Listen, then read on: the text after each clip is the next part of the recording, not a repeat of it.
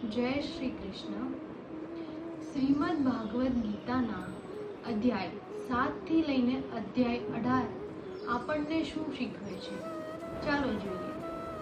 અધ્યાય 7 આપણને શીખવે છે કે ઊંડું જ્ઞાન જીવન બદલાવે છે.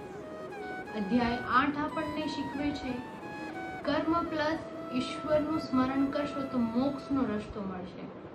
અધ્યાય 9 આપણને શીખવે છે કે ભક્તિ એ સૌથી મોટું ગુપ્ત જ્ઞાન છે.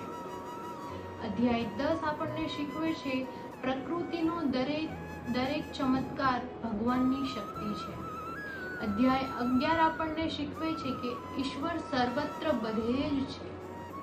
અધ્યાય 12 આપણને શીખવે છે કે ભક્તિનો સૌથી સરળ માર્ગ ઈશ્વર જ છે.